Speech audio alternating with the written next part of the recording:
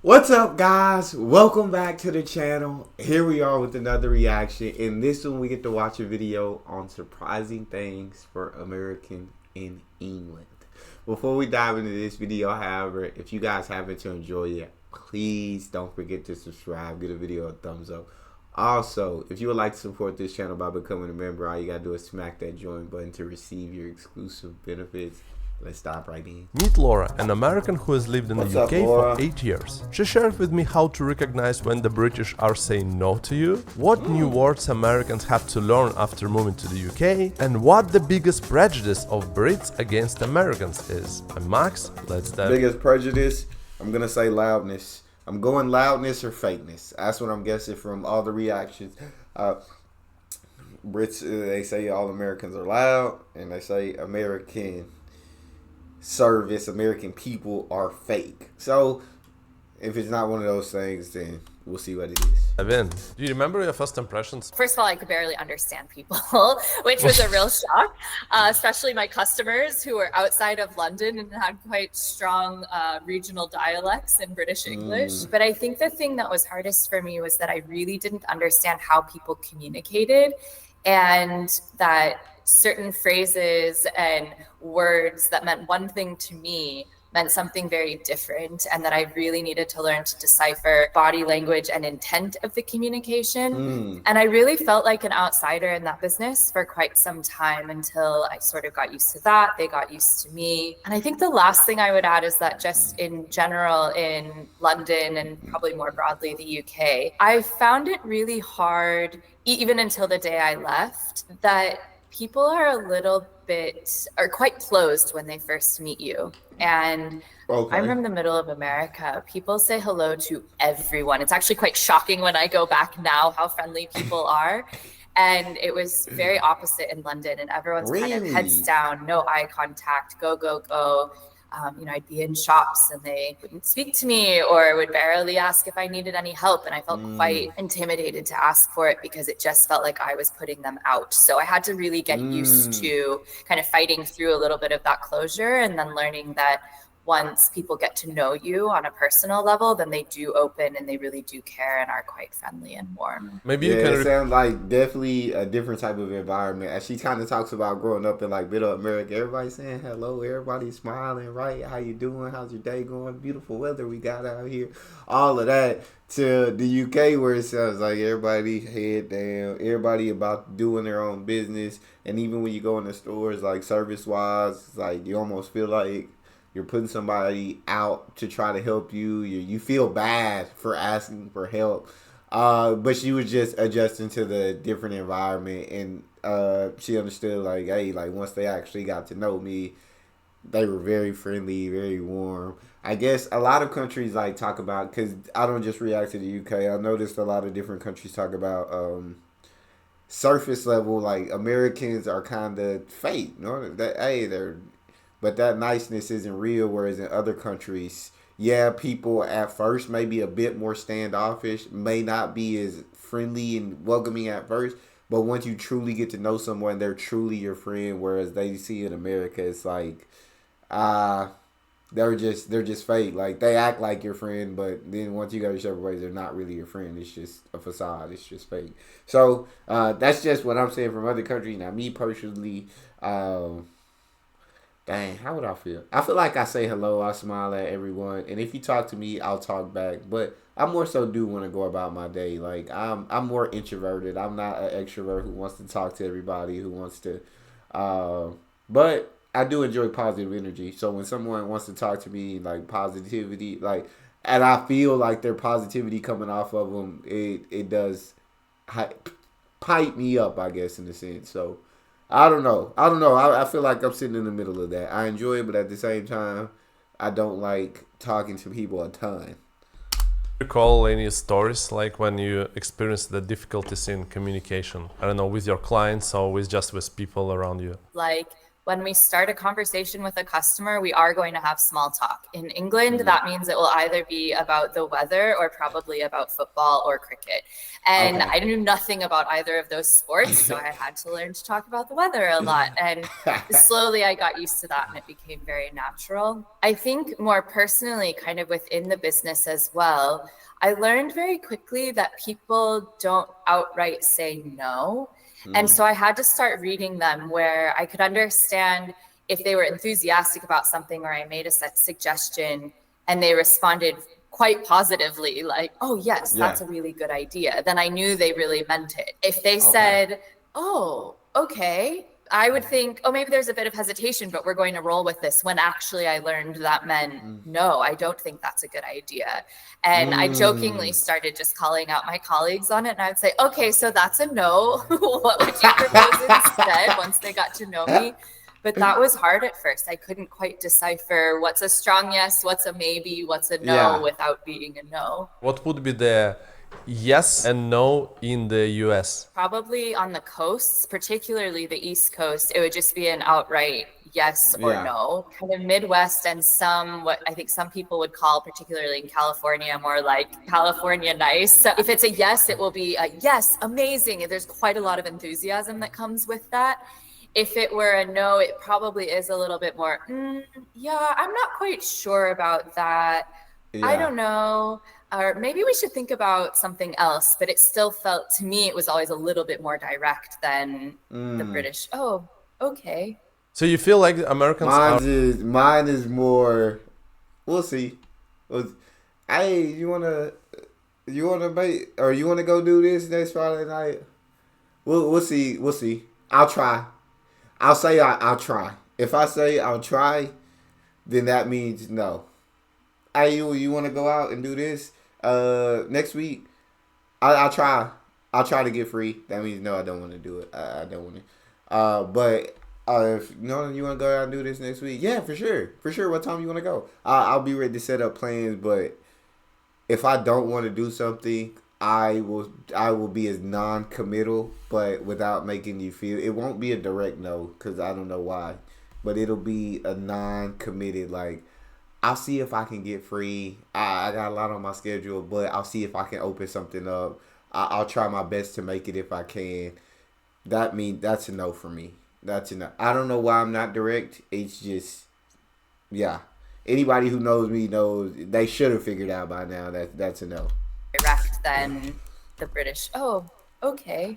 So you feel like Americans are more direct in this way? Generally, yes. And particularly, there's just a lot more emotion in general in American culture. I think that actually turns off quite a lot of Brits and foreigners. It's like, whoa, is that even authentic, that you're so excited about something and everything's amazing? But I think I personally feel a greater sense of emotion, and I can read the emotions better because they're just a bit louder, so to speak. I know a lot of people from a tech industry, and I see that a lot of people actually getting fired right now because of the current market. So before they work in Google, in Facebook, and this. I'm gonna skip the sponsorship because I believe that's where we're going with this.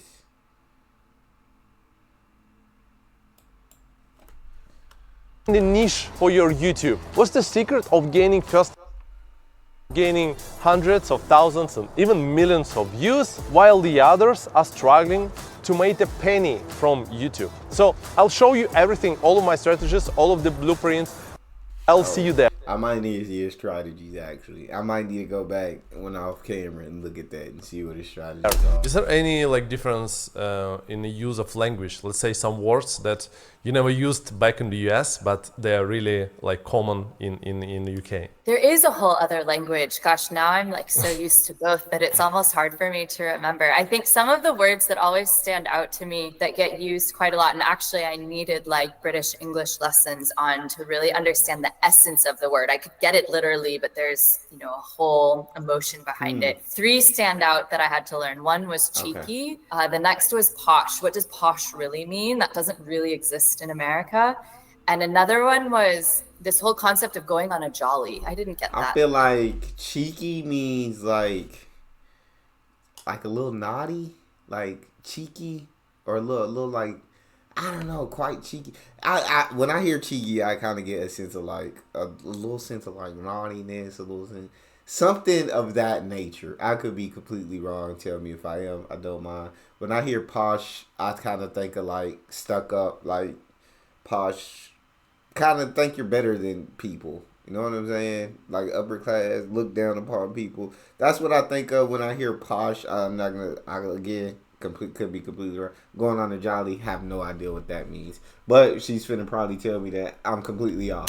At all. So to go through those in more detail. So cheeky is quite a handy word. And it's very as if someone's doing something that, they're sort of taking advantage of in some way. And it can span a whole lot of different uses. It could be a little child who maybe doesn't know better, kind of, like gives you that look like, I know I'm doing something I shouldn't be doing, mom and dad. That can be cheeky. There's a really common phrase after a night out at the pub that someone would stop on their way home and have a cheeky Nando's. So go to this fast food restaurant and pick up some food on their way home, even though it's maybe not like the healthiest choice. And then, even in business, it can be a bit like, oh, that customer asked me for something and I said yes, but actually I probably should have said no. Like, it's a bit cheeky of them to ask that. So I really had to learn about that.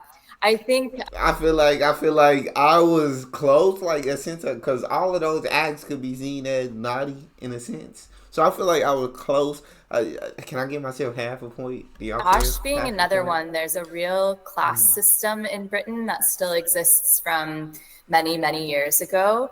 And that is just not something I was used to in America. It's a very different type of class and very much defined by how much money a family has. And it's very hard for families to move between classes because this concept of old money exists. And so you can tell by someone's accent and where they live and how they dress and maybe what their surname is, whether they're posh or not. So I had to learn quite a lot about that. And then the last one, this concept I feel like posh, I might have been off because it's hard to judge someone. But I did say upper class. I did say upper class, but like think they're better than everyone. I don't know. Just because you're upper class, it don't mean you think that you're better. It don't mean you're like stuck up. It don't. That's just when I hear the word posh, that's kind of how I think about it. So y'all let me know in the comment section. Am I wrong? Or am I kind of right? Or am I fully right? Jolly, that's really like just going out and doing something kind of on work time that you probably shouldn't do. Like, during the day, well, I shouldn't say shouldn't perhaps, but during the day, we're just going to go for a little jolly to the supermarket and get snacks for the team or go walk around the block, even though I really should be in this other meeting.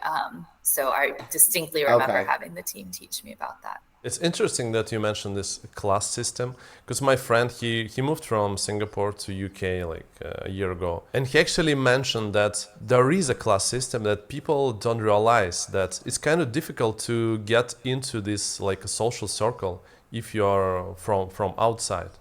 And you're like, oh, okay, it exists.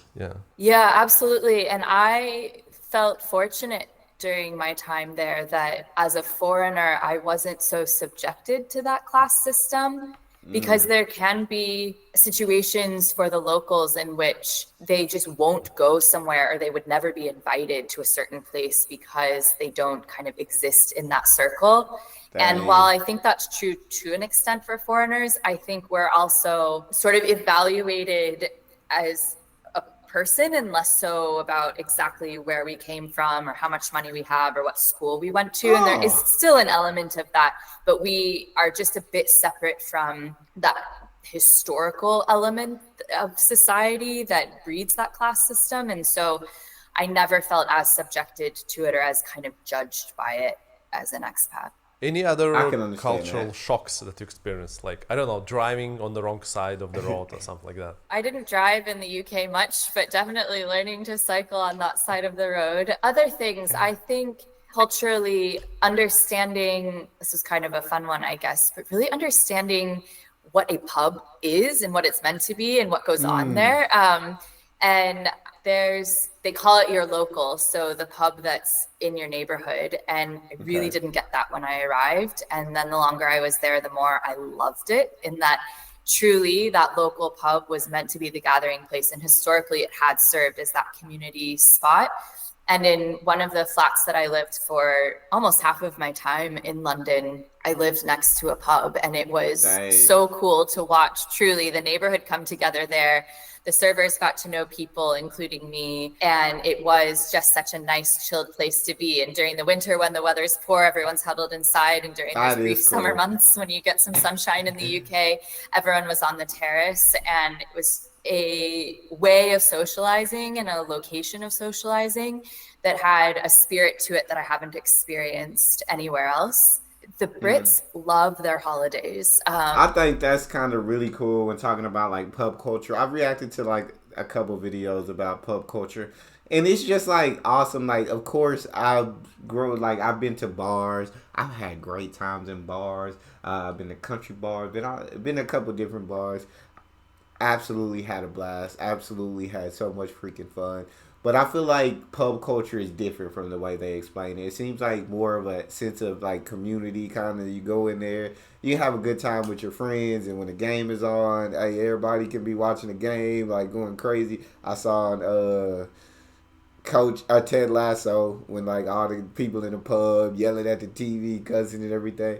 But it seems like a place where kind of people from the community like can come together and enjoy, I guess, that community, which is really dope.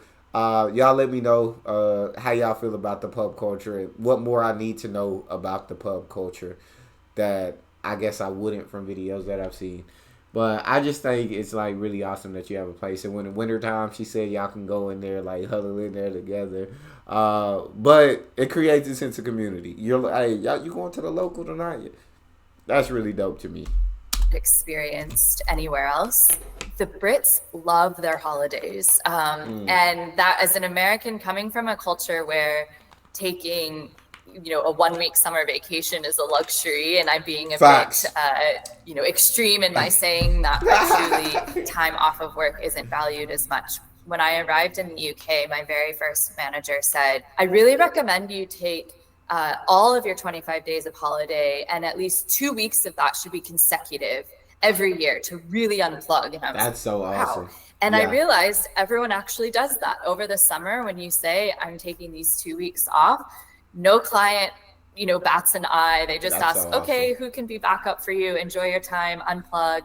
And because England is so close to so many fantastic places in the world, both in Europe and really kind of an 8-hour flight from a lot of amazing places in the world, people really do get abroad. And again, as an American, where I don't even think half of the country owns a passport, it was very cool to see that so many people really wanted to go experience other cultures. I guess the last thing, now I'm thinking of lots of things. The last thing that I would add, I feel like that to me is like really cool about Europe, not just the UK, but Europe in general, is that you guys get to travel to like different countries, and you can just like hop on public transport. You can hop on a train and go to a different country.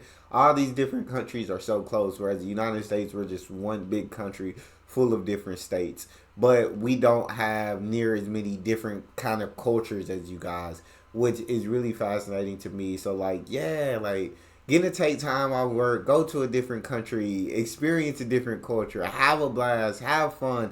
That's so cool to me, and I just want to be able to do that. And half of us don't own a passport. I'm one of those half.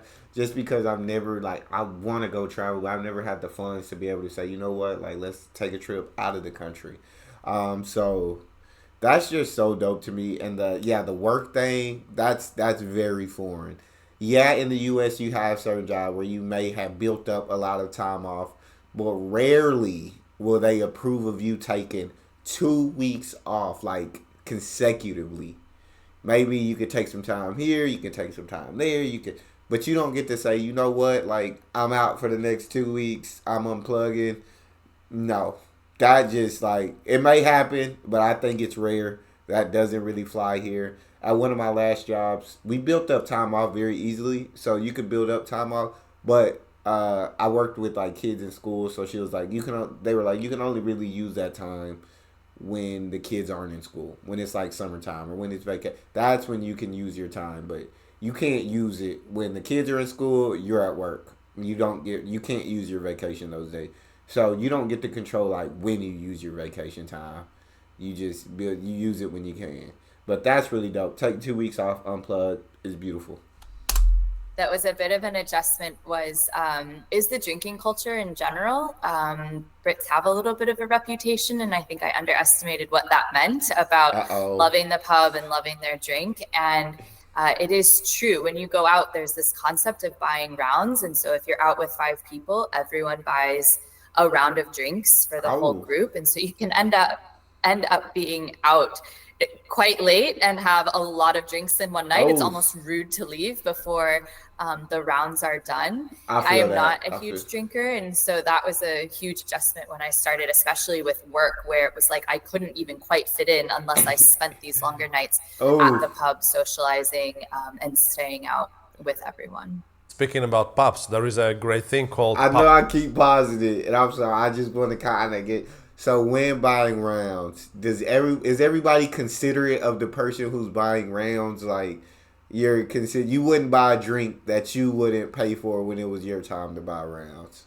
Like when it's my round, I'm gonna buy a cheap drink, but when it's your round, I'm gonna buy something a little more expensive. Is everybody considerate when buying rounds? Because I feel like my pockets. I like paying for me and what I'm gonna drink, but I don't know how I would feel about buying a round for everyone.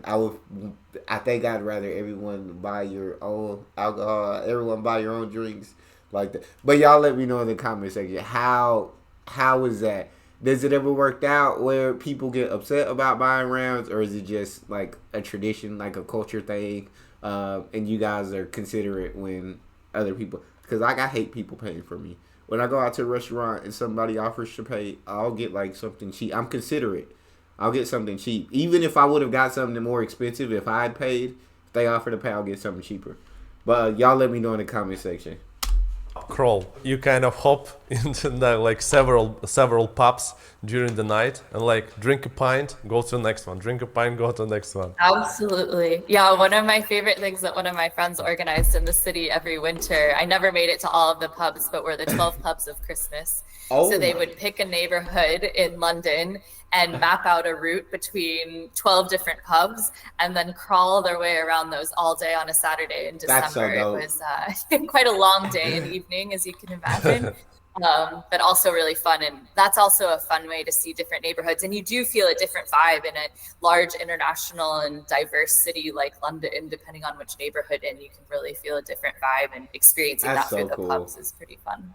How do you think British generally see Americans? Are there any prejudices? Let's say when they find out that you're from the US, what's the reaction? Like what's the general view on Americans? I think that's been evolving in the last call it 5 years or so. In general, I get a lot of, oh, I love America. I love visiting. It's a beautiful country. There's a real prejudice from Brits around how emotional Americans are and how sort of loud and kind of intense that we can be. So as I was saying earlier, the Brits are a bit more reserved. They take some time to get to know, even when they're enthusiastic about something that might not come through fully in their language or their body language. Versus Americans are like, you're almost overwhelmingly friendly, and they don't feel that that's necessarily authentic.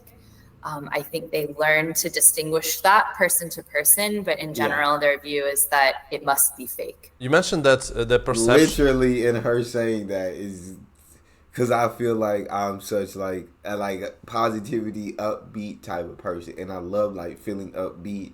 When I'm not feeling upbeat, I hate feeling like down or kind of drained or tired. And I love just kind of being upbeat, and just her saying that like, dang, I am loud. I am very like energetic. I am very enthusiastic about a lot of things. It's not me being fake, but I can see how people will consider that as fakeness when you're coming from a culture where that's not the norm. That's not like people aren't this enthusiastic, aren't this excited, aren't this positive all the time. So I completely understand how that can be looked at as fake. I'm not. I genuinely, like I said, I just love being upbeat, being enthusiastic. Like that's my personality to a T, and I am just a high energy person. I'm not fake. All right, let's continue. Is changing within the last like 5, 8 years. What's the biggest changes you think?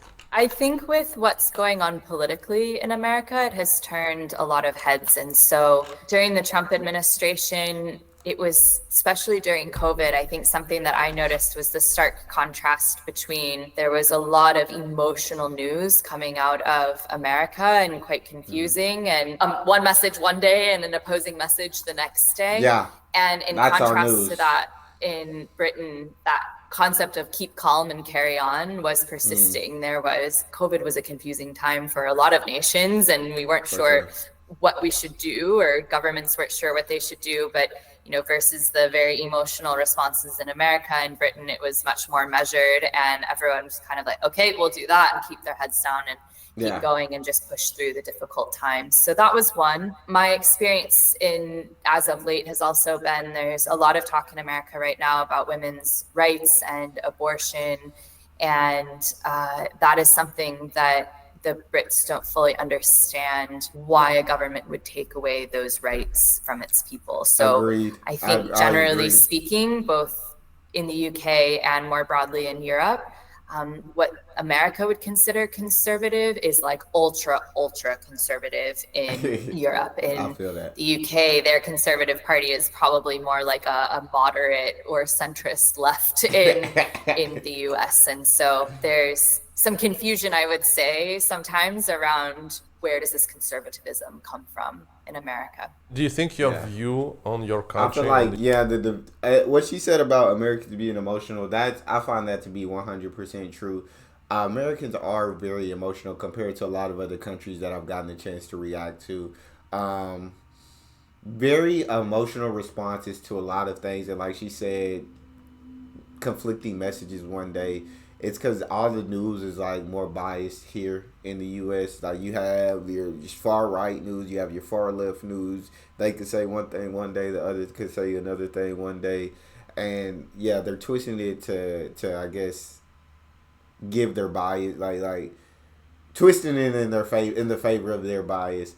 But then during COVID, like you had so many people in the country that didn't even believe it in COVID. They believed it was governmental or whatever was trying to infringe upon their rights. And then you had a lot of us who believed, like I believed in COVID. I really think COVID, I 100% believed in COVID. And so you got science versus the way people think, and there's a division. And then now with the rights, with the women's abortion, I'm all for pro-choice. I believe women should have the rights over their own bodies. But then, you got that fight against the people, pro-life versus pro-choice. And it's like, I think in America, no one really takes the time to kind of sit down and listen to the other side. It's just you're so gung-ho about what side you're on. You never take the time to listen and try to understand, which is absolutely frustrating here. But, very emotional. Americans are very, very, very emotional, very sensitive. The U.S. changed through these years. Let's say how you viewed this country when you lived there, like 10 years ago, and now. Absolutely. I think I didn't have a global perspective before I left. I would try to read world news, but I still was very focused on just what was happening in my city, my state, my country. And having left the US now and having been gone for so long, I think about it much more in terms of how is America operating in this larger global landscape, and how does its politics shape the world. And I care less, I suppose, because I'm not there, about specifically how it's shaping the US. I do still care about that, but I care about it in a much broader context. I just have so much more awareness around it as well. It was very difficult while I was living there. And part of this was probably just where I sought news or what I was interested in reading. But I think some of it as well is just what's readily available, and it is so American centric, what you have the most access to while you're in the States. I suppose that's roughly true of most countries, but America is so large that it can fill pages and pages and pages of a newspaper and hours of news with just domestic news versus even in the UK sometimes there's always global news elements to their reports because they're not A, as big of a country, and B, I guess they're a lot closer to many other countries than America is, being so close to Europe. I never focused outside of domestic news, really, when I was in the States. You know, my grandma used to say, if you watched just one YouTube video, you're already a good person. But if you watch a second one straight away, you're an incredible person. So do it right now. Don't upset my grandma. I really like him and his channel, bro. He's super dope. Y'all go check out more of his videos. I enjoy watching. But yeah, I know this video is super long. I'm so sorry about that. I completely agree with a lot of her stances on America, and for sure, growing up, you just never look outside of the country. Like until I started doing reactions to other countries, I legit didn't know what was like going on with the rest of the world. You're just stuck in this American bubble, and even when you're in school, they're teaching you American history versus not really teaching you world history. I feel like the most I knew about like the world was like I learned about World War II, and really I just like kind of learned a little bit of geography. I really just learned about the 7 continents and where they were, but that's it. I didn't know what was going on in the UK, any news going on in the UK. I don't know much about history in the UK. I've learned some through reactions. India, what other countries? Poland, Germany. They're just different countries throughout Europe and different countries throughout Asia that I've gotten a chance to react to. Now I've learned more, but beforehand, America doesn't really like show you news like outside of America. And so, yeah, you never really know how the rest of the world is doing or how things that America does affects the rest of the world unless you like genuinely go out and look. So let me know what y'all thought about that video. Sorry for making it so long. Don't forget to subscribe, give the video a thumbs up, and check out the next one. I'll see you guys next time.